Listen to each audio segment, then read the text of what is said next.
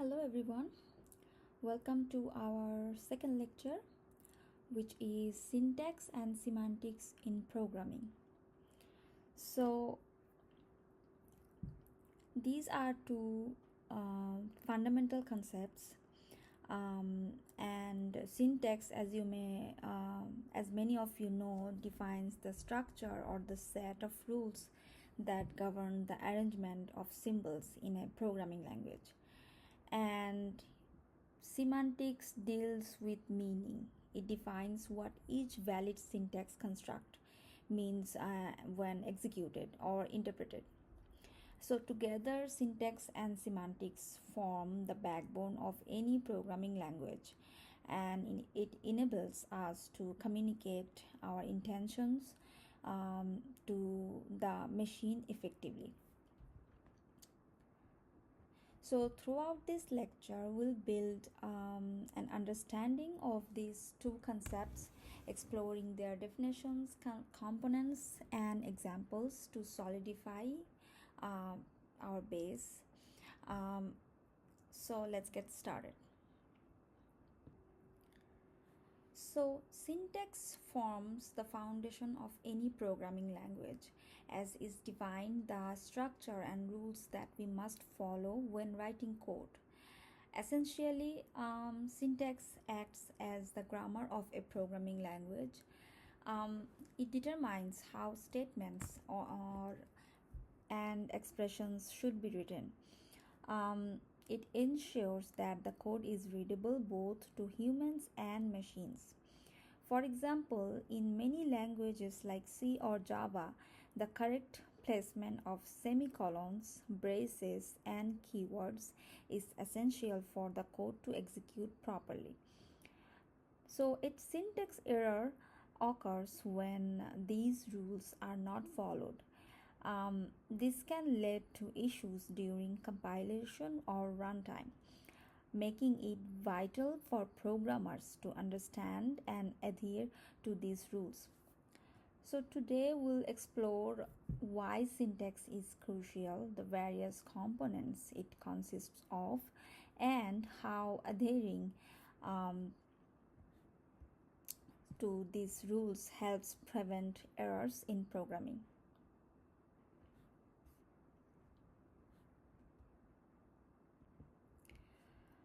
So now that we have discussed syntax, the next important concept is semantics. While syntax defines how code should look, semantics refers to the meaning behind the code. It determines what the code will actually do when it is executed. In essence, semantics answers the question like what does this syntactically correct code mean? For example, when we assign a value to a variable or create a loop, semantics defines how the program interprets and executes those actions. To illustrate, if we write like x equal to 5, um, semantics ensures that this statement stores the value 5 in the variable x. Similarly, in a loop, semantics dictates how many times the code inside the loop will execute. So, understanding semantics is crucial because it allows us to predict and control how our programs behave. Over the next few slides, we'll explore the types of semantics and how they interact with syntax to ensure that a program not only runs correctly but also does what we intend it to do.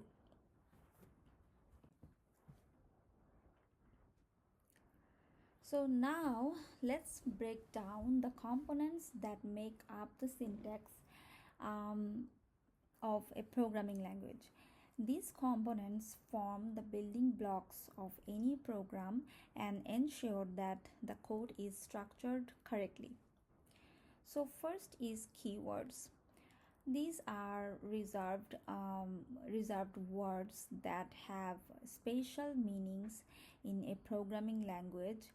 For instance, in Python, words like if, else, while, and return, these are examples of keywords.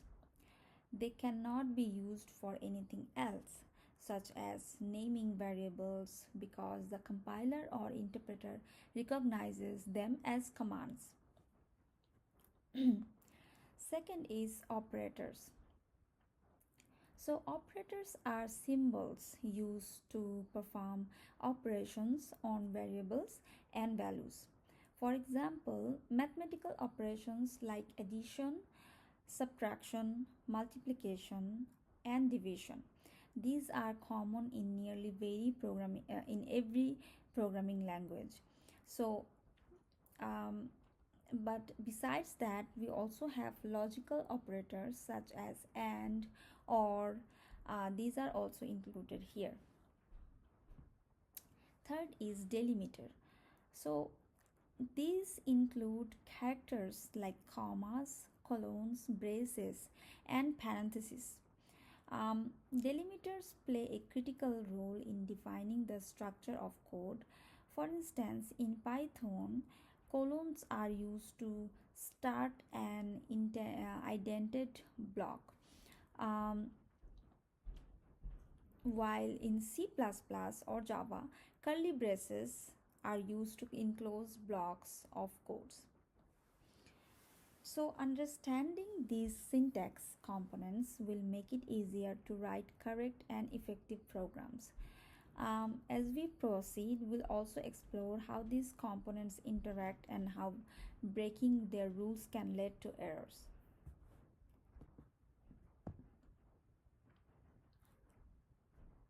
Syntax rules. Now, syntax rules are an essential part of any programming language. They dictate how code should be written and organized, ensuring that it is both interpretable by the compiler or interpreter and understandable to other programmers like human. So we have strict rules. So programming languages have strict syntax rules that must be followed. These rules are not optional. Even small deviations such as a missing semicolon in Java or incorrectly nested parentheses can cause a program to fail. So you will get error even if you miss a semicolon or a parenthesis. So you have to be careful about syntax because they are not optional. They are strict rules that must be followed. Then language specific requirements. So um, while different languages enforce different rules. For instance, in Python, indentation is not just about readability. It is a functional part of the syntax. If the indentation is incorrect, Python will throw an error. Second, second is Third is syntax errors. When these rules are violated, syntax errors occur. These are among the most common errors encountered by programmers, especially beginners. So, syntax errors are typically easy to fix once identified, as compilers and interpreters usually point out where the issue lies. So, when you will compile a code, you will get an error, and the error is identified by the compiler. So if you look at the error will say in which part of the code you have the error. On you'll have it sometimes it shows the line number, or sometimes it shows the name of the function where you have the syntax error. So it is easier for you to find the line where you have error and you can fix it.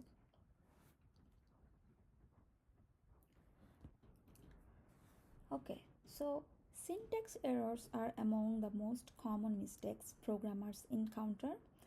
Um, especially when starting out. These errors occur when the code does not conform to the rules of the programming language. Now let's look at some fewer examples to better understand them. So first, like in languages like C or Java, a semicolon is required to terminate statements. For example, integer x equal to 10, it will throw a syntax error because the semicolon is missing. So if you add semicolon and write integer x equal to 10 semicolon, which will resolve this error. Then improper indentation in Python. So Python enforce indentation to define blocks of codes. If the indentation is inconsistent, such as using a mix of space and tabs or failing to indent altogether, Python will raise an error. For example, if you write if um, x less than 5, and then on the second line if you write print x is greater than 5 on same indent without any space, this will give you this print statement will give you an error because this print statement is not indented properly. Third is using uncleared variables. Many programming languages like C or Java require variables to be declared before use. For example, y is equal to 5 will throw an error in C because y has not been previously declared as a variable such as integer y. So understanding these common mistakes can help us write error-free code. As we move forward, we'll see how to avoid these errors and learn debugging techniques to fix them effectively. Parsing in syntax. So parsing is a critical process in understanding and validating a program's syntax. So what is parsing? Parsing is the process of analyzing a program's syntax to ensure it adheres to the rules of the programming language. It is a fundamental step in compiling or interpreting code. So parsing helps identify if the written code is structured correctly before it is executed. So parsers are specialized tools that perform this analysis. They check whether the code follows the defined syntax rules of the programming language. If any violations are found, they generate syntax errors and it allows the programmer to correct them.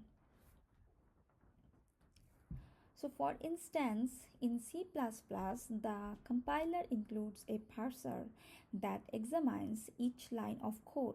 If you miss a semicolon at the end of a statement, the parser will catch this and flag it as a syntax error during compilation.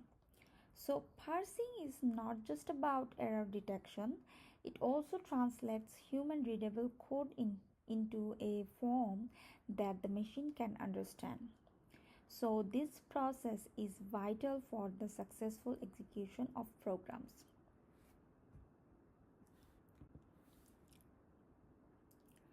Okay, syntax trees.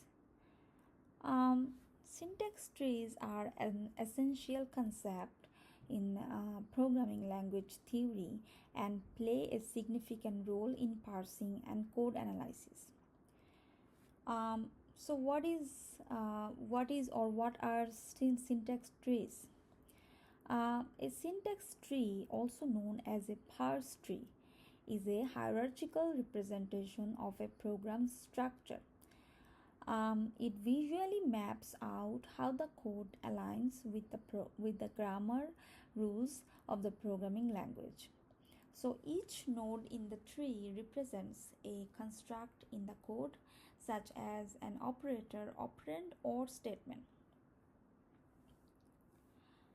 Um, Syntax trees serve as an intermediary step between human readable code and machine executable instructions. Um, they provide a clear and structured way to analyze how different parts of the program interact.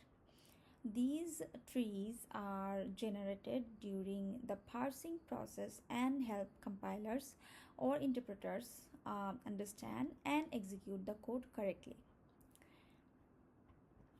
So, for example, an abstract syntax tree is a simplified version of a syntax tree that removes unnecessary details, focusing only on the core logical structure of the code.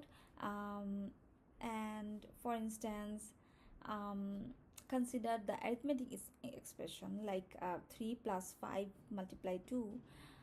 The AST for this expression would represent the multiplication operation 5 multiply 2 as a higher priority operation than the addition. So if we have 3 plus 5 multiply 2, the higher priority will be 5 multiply 2, not the 3 plus 5. So which is reflecting the correct order of operations.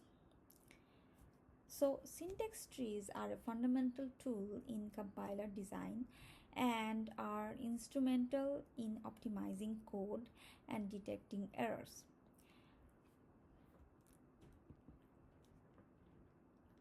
Okay, now let's dive into the two primary types of semantics in programming: static and dynamic.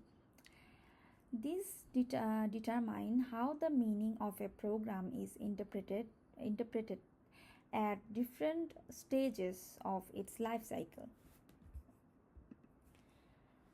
Well, static semantics refers to the meaning of the code that is checked at compile time, um, before the program is executed.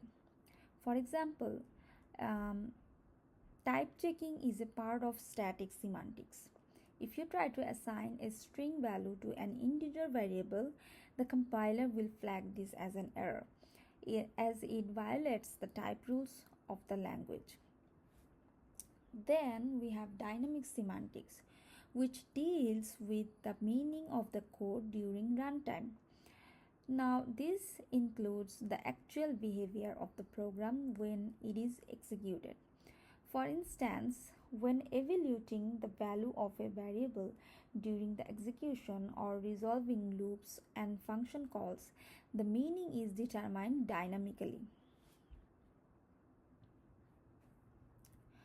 So, for example, if we consider during static analysis, the compiler ensures that the variable types are consistent, like ensuring an integer is assigned to an integer variable. So during runtime, dynamic semantics ensures the program behaves as expected. So, for instance, a loop that iterates over a list must evaluate the list correctly to execute the loop. So, by understanding these two types of semantics, programmers can write code that is not only syntactically correct but also behaves as intended at runtime. Um, so, these are very important types of semantics.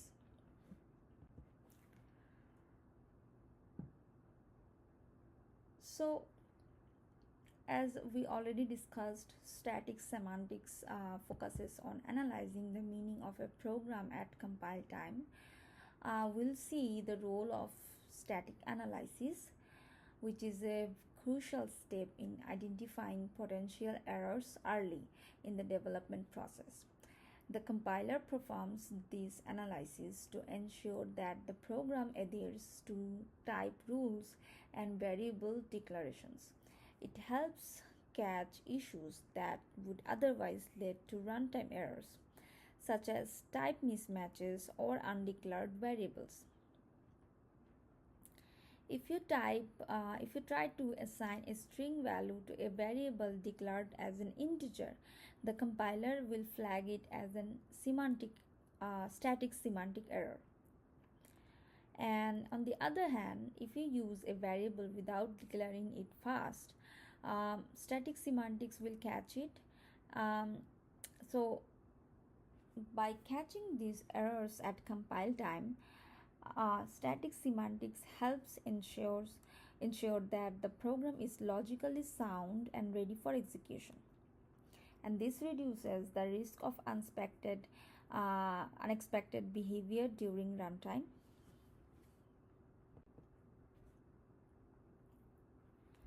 So, as we said earlier, while static semantics focuses on compile time analysis, dynamic semantics examines the behavior of a program during its execution. So, it defines how the program behaves when it is running. It interprets and evaluates the program's operations, such as loops, conditionals, and function calls, in real time, and this ensures the program's logic executes as intended and handles inputs correctly.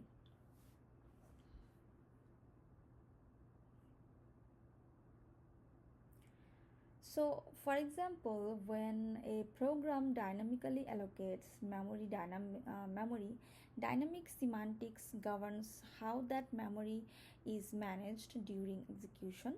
For example, in C++, failing to release dynamically allocated memory can lead to memory leaks, which are runtime issues. And errors such as dividing by zero or accessing an array out of bounds are detected and handled during runtime. So these errors cannot be caught at compile time because they depend on the actual data the program processed. So we can say that dynamic semantics ensures that the program behaves correctly and efficiently in a real world execution context. It complements static semantics by handling behaviors that are determined only during runtime.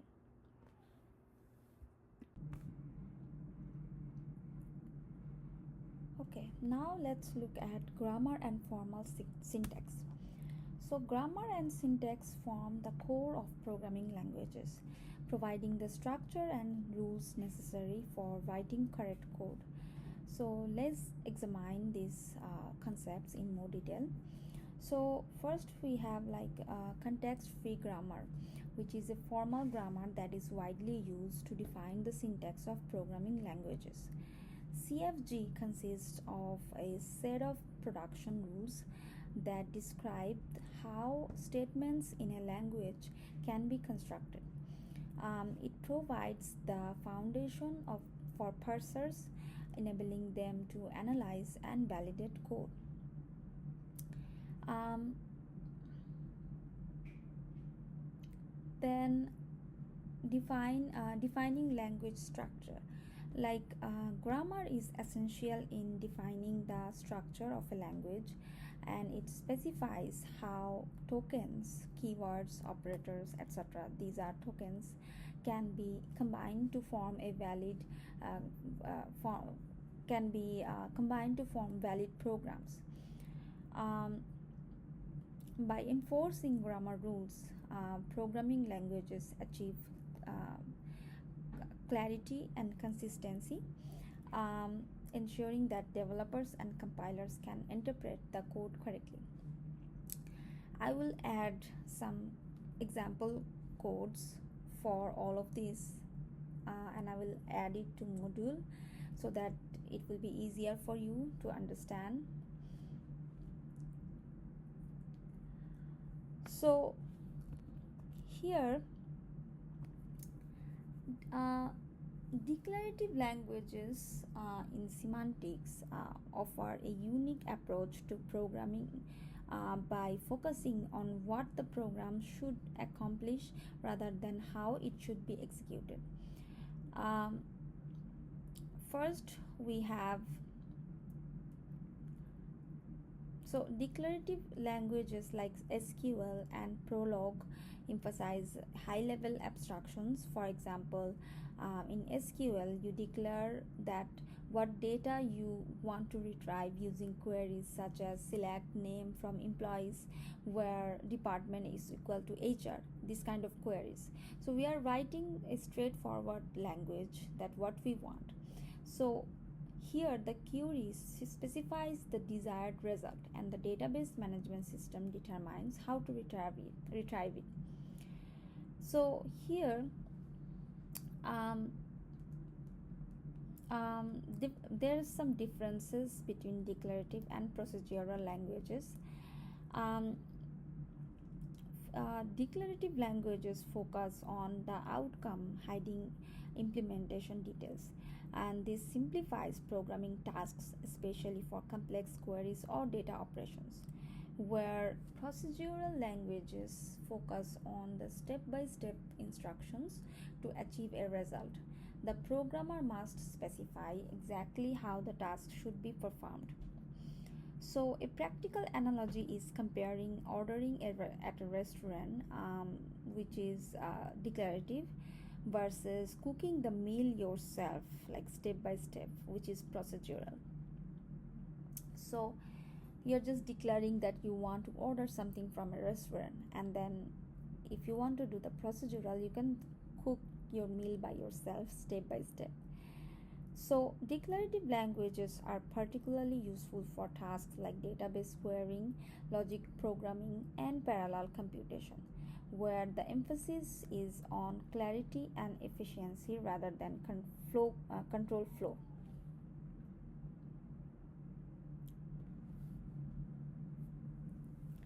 Okay, now object oriented programming is a paradigm that organizes programs around objects and their interactions. So let's explore how semantics is applied in key object oriented concepts and relate them to real world examples. Um, for this slide and for the other some slides that are coming, I've added a PDF file in module on our besides our lecture slide. uh, in, in the name of the file is example, so you will find that example PDF file where you will get all the examples code that will be helpful for you to understand those parts for those slides. So first is inheritance. So you'll find the examples code for inheritance, polymorphism, and encapsulation, and some other slides there on that PDF file. Besides that, if you need anything else, you can let me know. So inheritance defines a hierarchical relationship where a subclass inherits attributes and behaviors from a parent class. So this is like a child inheriting traits from their parents, such as eye color or height. So uh, this is like you will declare a function or a class like vehicle, and you can have a brand of like a variable brand, and then you can have a function start where you can print vehicle is starting, and then you can use that class and create another class which extends vehicle class. So from vehicle class you can create car another class. So car is also a vehicle, so that means something that is a like um, for example, if you say devices, if you define a class device, and then if you have another subclass like mobile is also a device. So you can do that using inheritance, and you can inherit from your parent class which is device. So if you go with that example, if you see the examples on the PDF file, you will be more clear. So so here, if we say car inherits the brand property and start method from vehicle class, then polymorphism, this allows one method or object to take on many forms, enhancing flexibility and reusability. For example, a draw method can work for different shapes like circles or rectangles depending on the object calling it. So next we have encapsulation. It ensures that an object's internal state is protected by restricting direct access to its fields. Instead, access is provided through methods, ensuring controlled interaction. Now, if we talk about real world analogy, object oriented programming semantics can be compared to organizing a family tree. Like inheritance defines relationships and traits passed down, polymorphism allows members to perform the same action in different ways. Um, for example, you can speak different languages. So, and then encapsulation protects personal details within the family, sharing them only when needed, not the other person. So, object oriented programming semantics help create modular, reusable, and maintainable code by organizing functionality around objects and their interactions. Okay, now syntax errors are among the most frequent issues programmers face, especially when starting out. So we already talked about some common syntax errors before, but we'll also go through some of them again. Basically missing brackets. So if you forgetting to close parentheses, square brackets or braces, these could be a big issue in your program, so it leads to errors. So mm, and then second is incorrect indentation, as we already said before. On Python code, for example, if you miss indentation, it will give you error. So it is mandatory to define blocks of code. Then misplaced semicolons, which is very important in programming languages like C++, C, or Java. So some practical tips to avoid syntax errors. We can use an integrated development environment, which is IDE, or a code editor with syntax highlighting and auto completion to spot errors quickly. Then we can regularly compile and test small sections of code to identify issues early. Then we can pay close attention to error messages, as they often indicate the line and type of syntax issue. Then we can follow consistent coding practices, um, such as proper indentation and naming conventions. So, by understanding these common pitfalls and adopting good coding habits, you can significantly reduce syntax errors and you can make your code cleaner and easier to debug. Okay, now we'll also go through some common semantic errors.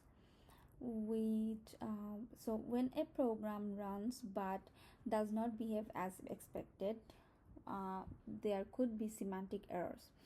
So these errors are not detected by the compiler because the code is syntactically correct but logically flawed. So let's see what are the examples uh, we could face, what are the errors, and how to debug them. First of all, we can have logical errors, and these occur when the logic of the code does not produce the intended result.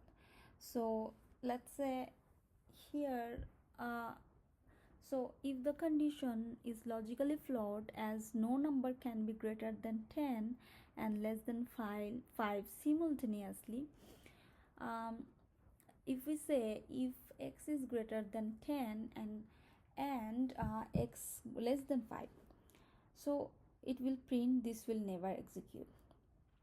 So which is the condition is logically flawed, as there is no number which can be greater than 10 and less than 5 at the same time.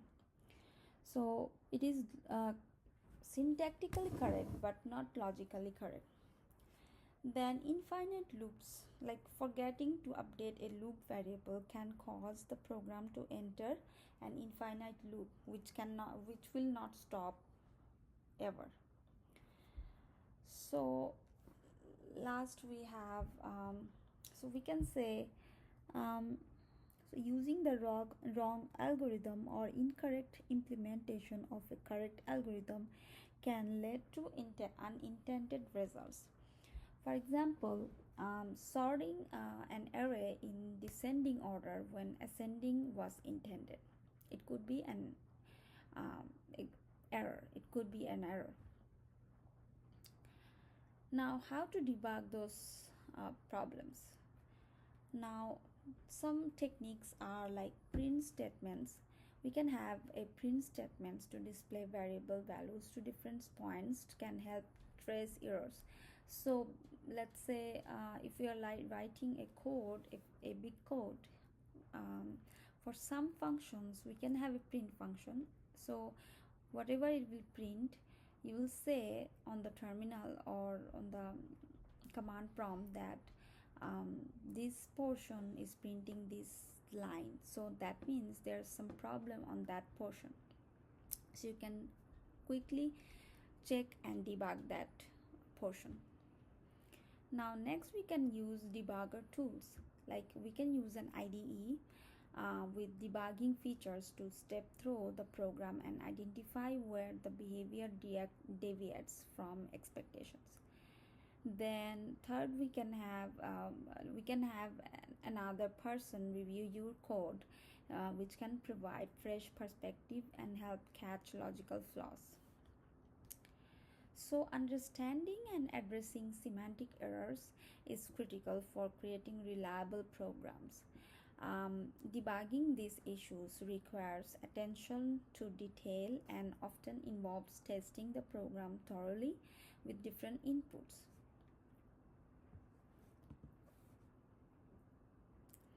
Okay, now syntax errors can be time consuming to identify and fix, but modern development tools provide significant support for maintaining correct syntax.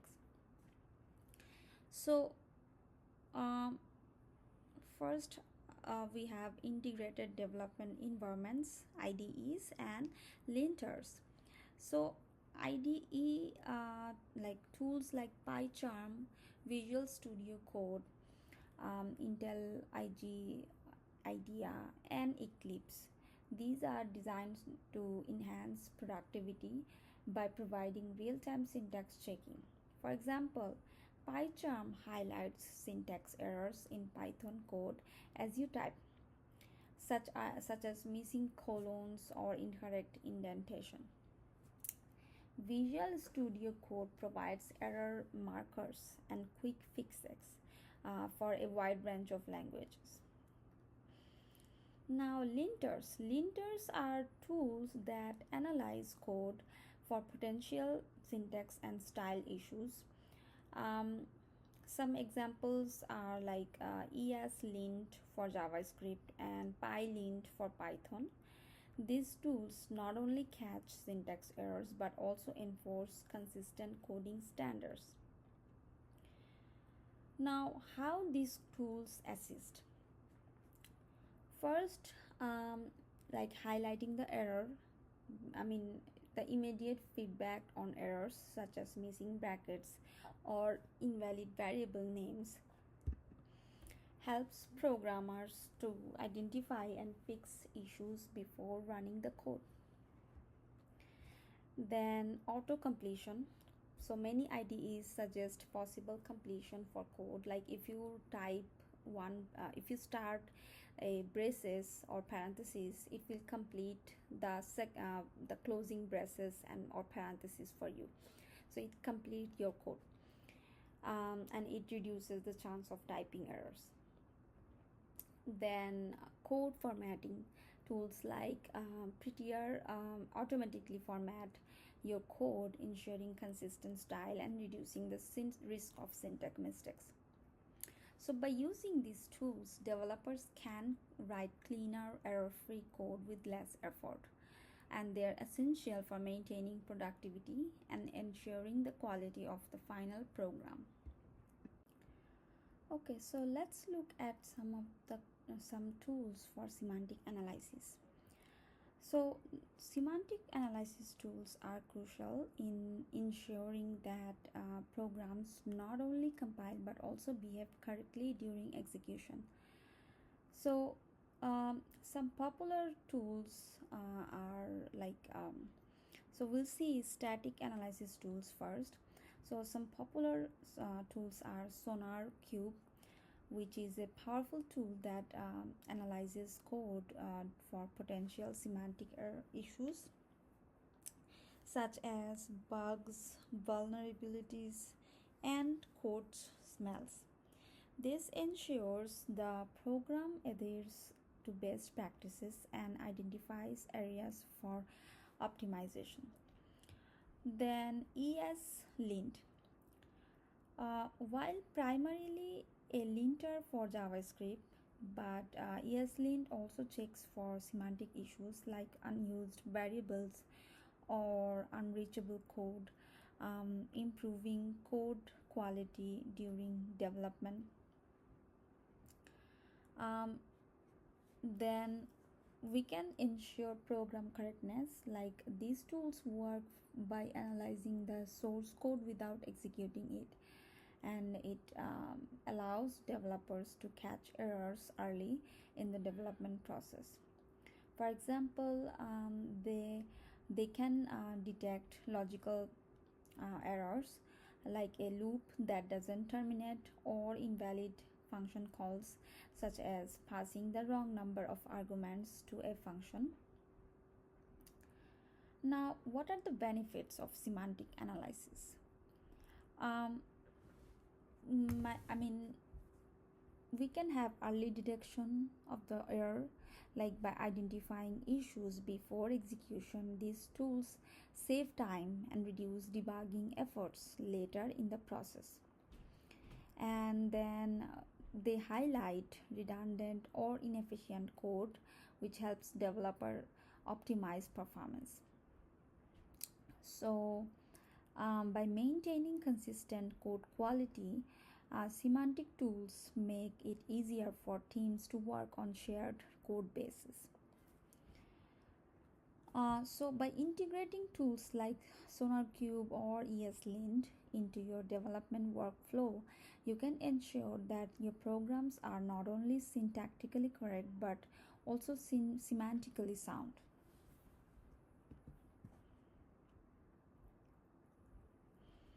Okay, now context sensitive syntax and semantics. They play an important role in programming, as they allow the interpretation of constructs to develop on the surrounding context. Let's dive into what this means and look at some examples. So, first is context sensitive grammars.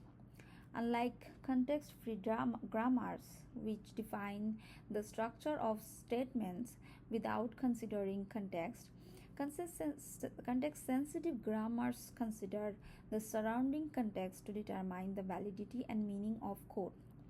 For example, the validity of variable use may depend on whether the variable has been declared and is in scope. So, a variable's accessibility depends on the context in which it is defined. Um, and accessing it outside results in an error. Then nested function definitions, like the behavior of nested functions depends on their enclosing context. So the inner function, for example, there's an inner function, and the inner function accesses x from its enclosing outer function, which demonstrating how context affects behavior. So I have this example code also on that document. um, so context sensitive syntax and semantics ensure proper organization of code and prevent errors like accessing uncleared variables or mismatched function arguments. They also provide a foundation for advanced programming techniques like in closures or and encapsulation.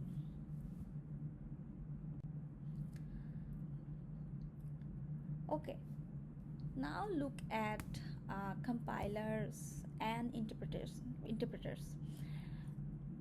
Compilers and interpreters play a fundamental role in programming by ensuring that code is both syntactically and semantically correct. Now, uh, a compiler translates the entire source code into machine code or an intermediary representation before execution. So during this process, it performs syntax checking to ensure the code adheres to the language's rules. For example, if there is a missing semicolon in C++, the compiler will catch it and display an error before creating the executable. So this is the what compilers do. It translates the whole code into machine readable code. Then interpreters. An interpreter processes the code line by line, checking for syntax error as it executes. So this approach is common in scripted languages like Python. Um, Errors are caught immediately when encountered during execution. Okay, for semantic errors, uh, while compilers can identify certain semantic issues such as type mismatches, some semantic errors like division by zero are only catched or detected during runtime.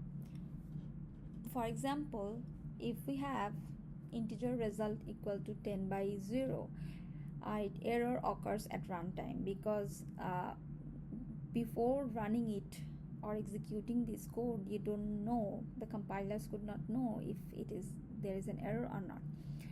Now interpreters also identify semantic errors during execution since they execute code directly. This makes debugging more iterative but also more immediate in interpreted languages. Now, what are the key differences? First of all, compilers focus on a full code analysis before execution, making them more efficient for larger programs but requiring more time upfront.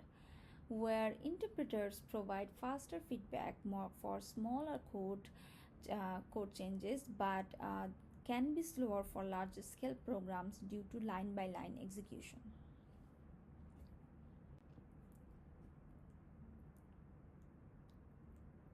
Okay, now one of the key considerations in programming is balancing human readability and machine readability.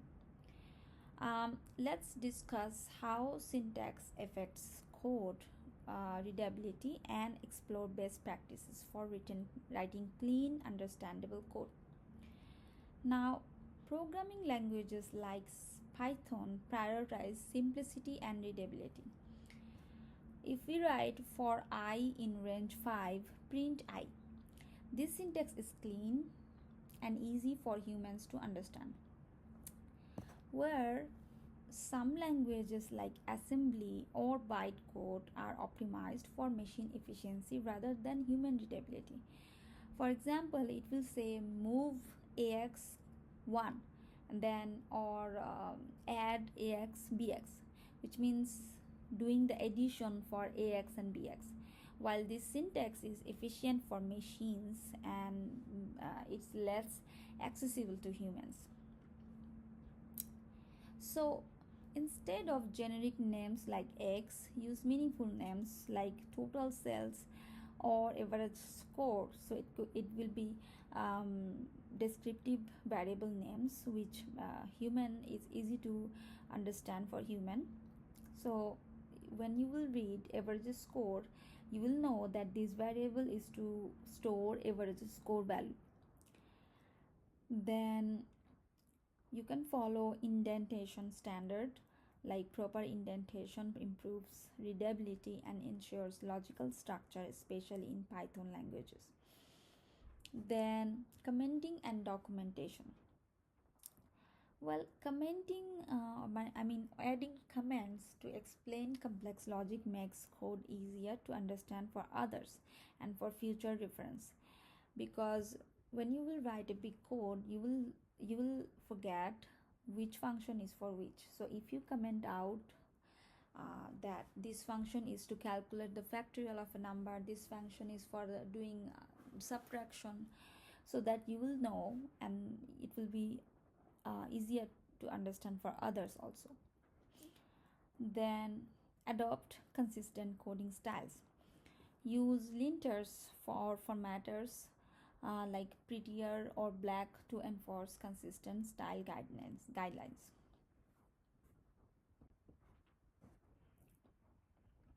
Okay, now we'll already went through the syntax and semantics, but we'll see the relationship between syntax and semantics.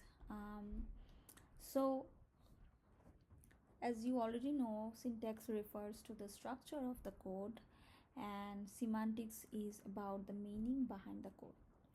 So both are essential. Correct syntax alone is not enough. A program with no syntax errors can still fail if the semantics are incorrect. So by understanding the relationship between syntax and semantics, programmers can create code that is both correct in form and function.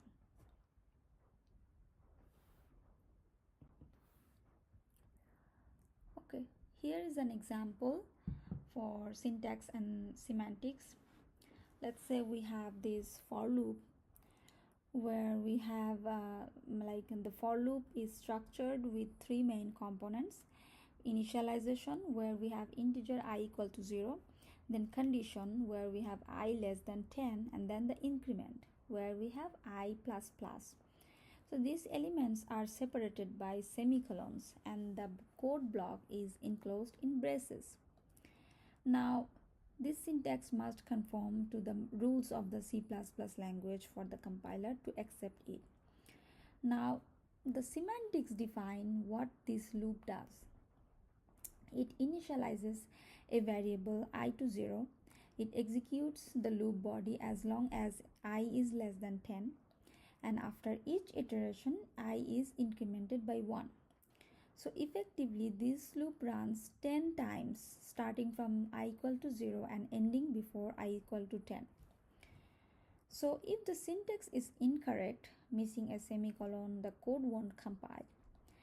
And if the syntax is correct but the logic is flawed, like instead of plus plus I plus plus, if you write I minus minus, the loop may not behave as intended, causing semantic errors like an infinite loop. Now another example is if you look at integer x equal to 5. This line declares a variable x of type integer and assigns it the value 5. Now the syntax rules require the type integer variable name x, assignment operator equal to value 5, and a semicolon to terminate the statement. So if any of these elements are missing or incorrect, it would result in a syntax error, where the semantics of this statement defines what happens during execution. A memory location is allocated for x. So the value 5 is stored in this memory location and the program can access or modify x is as needed. So semantically, this statement establishes that x is an integer variable with an initial value of 5. So if the syntax is incorrect, if we remove a semicolon, that will give you syntax error.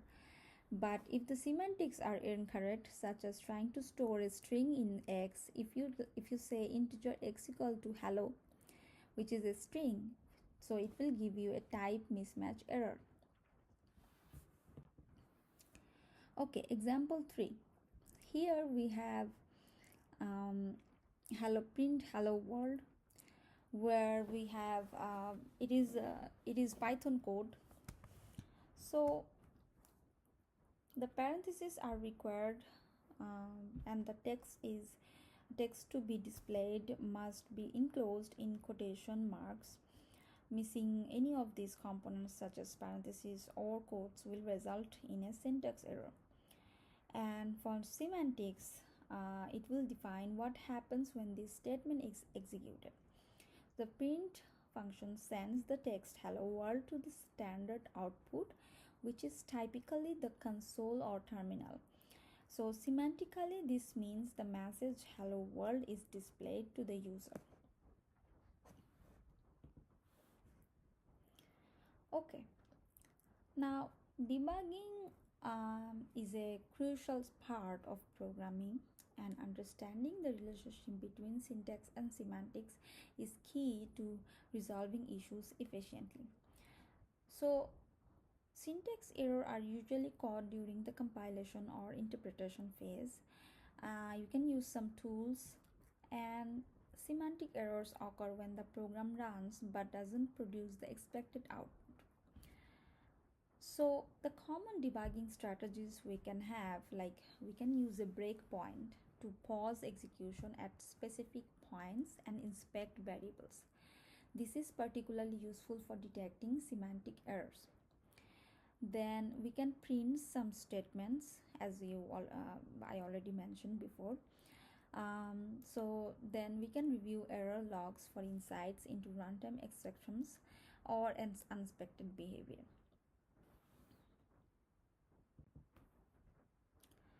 All right, so here are some examples for future modern programming languages which are designed with features to reduce syntax and semantic errors.